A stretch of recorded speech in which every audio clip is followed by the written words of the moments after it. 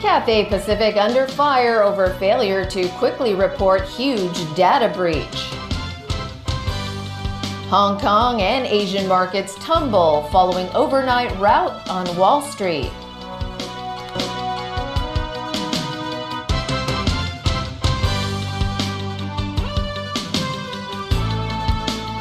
Good evening and welcome. Hong Kong's de facto flag carrier Cathay Pacific is under fire for taking nearly 7 months to reveal a massive data breach affecting more than 9 million people. But as Christy Leung reports, the airline is defending the delay, saying it was trying to avoid unnecessary panic among customers.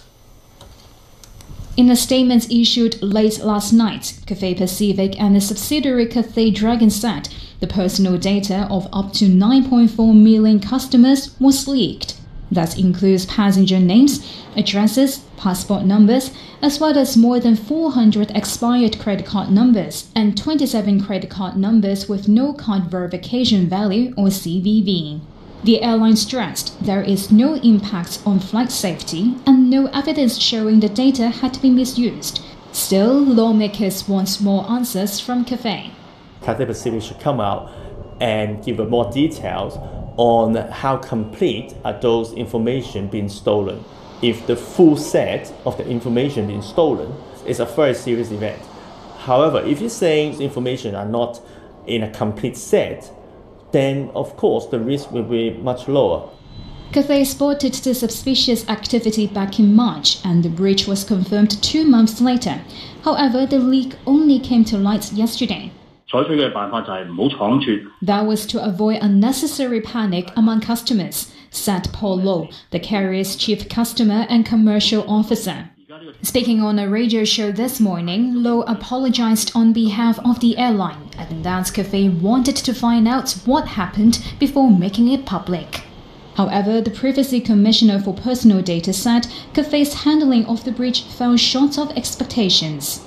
As soon as you come to realize that there are some disclosure or abuse or misuse of the data of the customers, there is a moral duty or ethical standard by which the organization is requested to comply, is to notify the customer immediately and the regulatory authority as a matter of ethics and good practice. However, it is not mandatory under existing laws. Wong added he is considering tightening the rules so the public will be notified more promptly. Christy Leung, TVB News.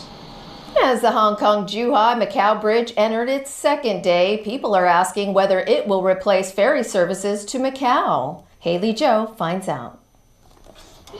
Business as usual. The Hong Kong-Macau ferry terminal in Sheung Wan still crowded with passengers. With my customers in Macau, pretty urgent. My familiar way to Macau. I think next time I will choose the bus from the bridge. I think the bridge is a very good alternative. Maybe we go by ferry, to Macau and backwards, by bus. Some remained hesitant, quoting a lack of information, even though the bridge is in its second day of operations.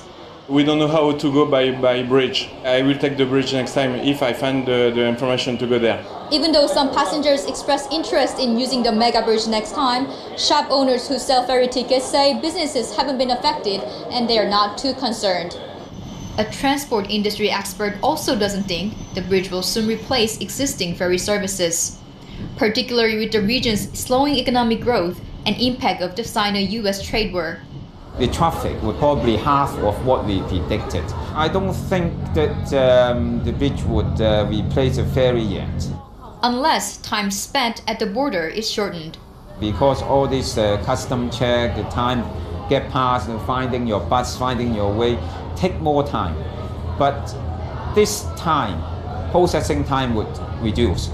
On another front, a new service to enhance the connectivity between the bridge and Hong Kong's airport. Passengers of 4 airlines, Cathay Pacific, Cathay Dragon, Hong Kong Airlines, and Hong Kong Express can now check in at the boundary crossing facilities in Hong Kong or Zhuhai. Despite we have only 4 airlines, it covers over 50% of the passenger which you are using Hong Kong airport today. Check-in services won't be available at the Macau port until the first quarter next year. Haley Zhou, TVB News. Police are investigating 2 suspected fraud cases involving a new money transfer platform launched by the Monetary Authority last month. Faster payment system allows people to transfer their money between any bank. The HKMA has disabled one of its functions, which is called electronic direct debit authorization. This after police received reports that 2 women who used the platform were duped out of nearly $110,000. The victims were told to provide credit card numbers and identity card numbers during a job interview. Scammers were believed to have used that data to make the transfers on the new platform. European stocks opened at multi-year lows following the overnight meltdown in U.S. markets. This after a rout in U.S. tech stocks overnight wiped out all of Wall Street's gains this year. Earlier today, most Asian markets took a hammering. Jeff Tang reports. When Boeing took off last night, Wall Street jumped on board hoping for a free lift on the rebound express. Shares of the plane maker and defense contractor, a component of the Dow Jones and S&P 500, surged more than 4% in early trading after announcing forecast-beating results for the last quarter. Boeing's stock closed up 1.3%, but the rest of Wall Street wasn't so lucky. The Dow tumbled 2.4%, while the S&P 500 lost 3.1%. The rout was driven by fears that corporate earnings growth, fueled by tax cuts, may end soon because of rising costs and inflation. And that's worsened by the tariffs imposed in the ongoing Sino-US trade war. The tech-heavy Nasdaq bore the brunt of the sell-off in New York overnight, diving 4.4% in its biggest single-day drop since August 2011. The benchmark has now plunged more than 10% below its August peak and is now officially undergoing a market correction. High-flyer Netflix tanked almost 10%, while Amazon ended nearly 6% lower. There was no escaping the global sell-off in Hong Kong, but the Hang Seng Index bounced off session lows thanks to resilience in mainland markets. The local benchmark ended 255 points lower at 24,994. Shares of Cathay Pacific tanked nearly 7% in the morning session after the airline announced a data breach last night affecting up to 9.4 million passengers. The city's flagship carrier recovered in the afternoon, but still ended 3.8% lower at $10.22.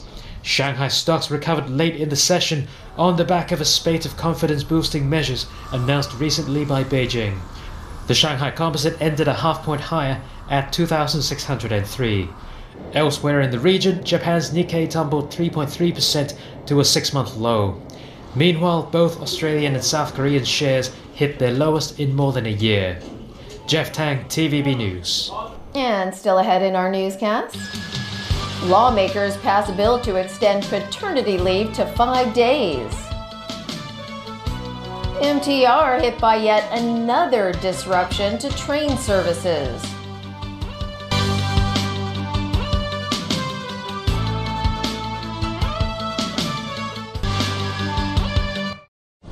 Welcome to our lounge. Enjoy your stay. Thanks very much.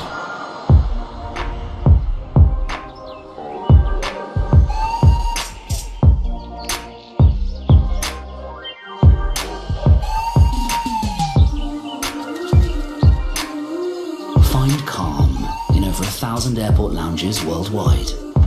It's another way we've got your back. The Platinum Card from American Express. Don't live life without it.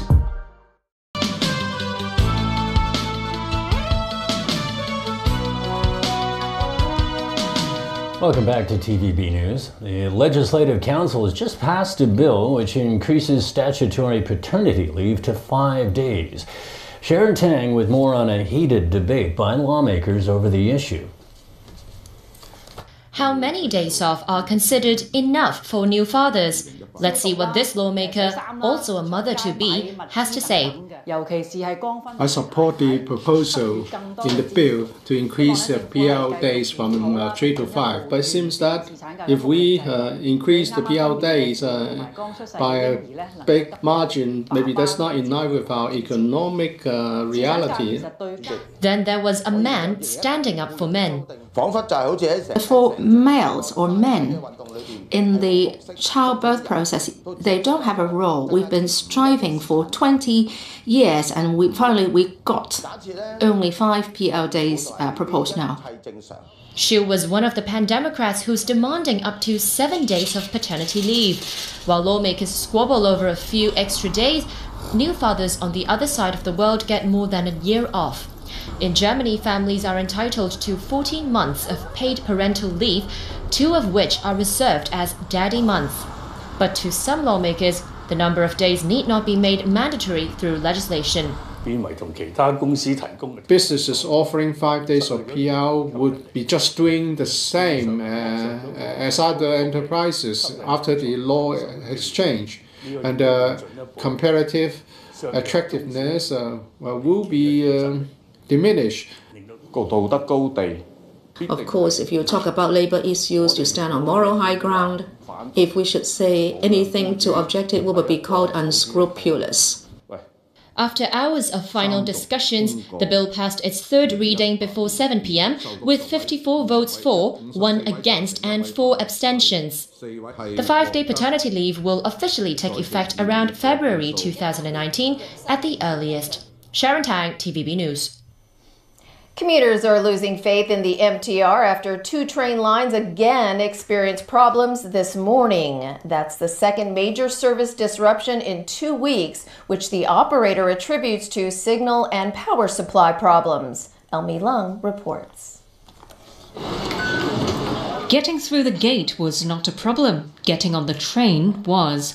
Passengers at Polam MTR station found themselves stuck at the platform with no trains to Changwon-o. So annoyed, this man went up to our camera, described the situation as ridiculous as he left the station. My pay will be deducted if I'm late, said this blue-collar worker. A power supply problem grounded trains between Polam and Changwon-o stations. That also led to delays on other services on the Changwon-o line between 6 a.m. to just after 7 a.m. During that time, the Kwun-tong line was hit by a signal fault, which forced trains to slow down as repairs took place and lengthened the total travel time by 12 minutes. One lawmaker fears more delays ahead. Most of the MTR signaling system has reached their life cycle of 20 years. Yes, they are outdated at this point. It's kind of maybe equivalent to somebody using an iPhone 3 for the last X number of years, and now they have to switch to iPhone 10. In the transition process, there would be a lot of mishap, a lot of inconvenience. Tian said today's disruptions were due to human error, but didn't provide further details on how he reached that conclusion. Elmi Long, TVB News. Customs officers have intercepted a vehicle containing around $30 million worth of smuggled goods. It is the largest such case in 3 years. Among the goods, 400 kilograms of bird's nest, a Chinese delicacy. Also, more than 168,000 pieces of electronic goods, including cameras, tablets, and mobile phones. They were hidden among declared goods in a truck on its way out of Lok Ma Chau on Tuesday morning. Officers found the vehicle suspicious after checking X-ray scans and arrested the 50-year-old driver. And from all of us, thanks for joining us. Bye for now.